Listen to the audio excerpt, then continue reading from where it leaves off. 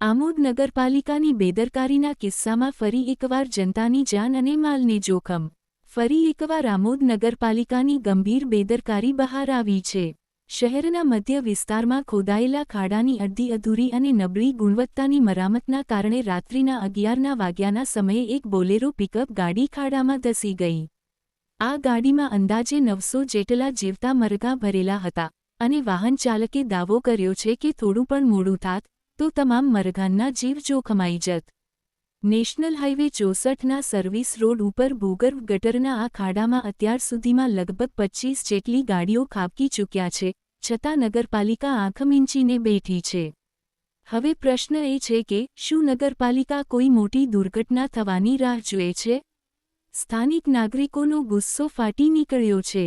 નાગરિકોએ આરોપ મૂક્યો કે નગરપાલિકા ખાડો પૂરવાની જગ્યાએ ફક્ત માટી નાખીને જવાબદારીમાંથી છટકી ગઈ છે, જેના કારણે થોડીવાર વરસાદ કે વાહનોના અવજવર બાદ ફરી ખાડો ઊંડો બની જાય છે.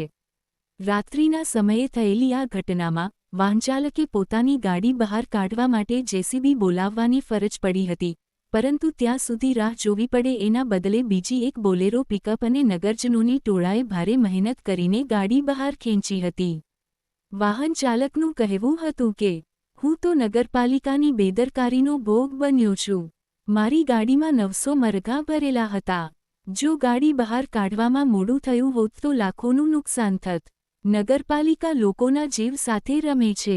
ઉલ્લેખનીય છે કે નગરપાલિકાએ આ ખાડો લગભગ 20 દિવસ પછી પૂર્યો હતો, તે પણ એટલી હલકી અને નબળી કામગીરીથી કે આજે ફરી એકવાર જીવલેણ પરિસ્થિતિ ઊભી થઈ ગઈ. હવે જનતા સવાલ પૂછે છે, શું નગરપાલિકા જનતાની સુરક્ષા સાથે આટલી બેદરકારી રાખી શકે? શું ખાડો પુરાવાની કામગીરીમાં ભ્રષ્ટાચાર અને બેદરકારી છુપાયેલી નથી? કેટલી ગાડીઓ ખાબક્યા બાદ નગરપાલિકા જાગશે? આમોદના નાગરિકો માંગ કરી રહ્યા છે કે તરત જ આ ખાડાનું સચોટ અને મજબૂત કામ કરવામાં આવે અને આ બેદરકારી માટે જવાબદાર અધિકારીઓ સામે કાર્યવાહી થાય. ફિરોજ મલેક, ભરૂચ.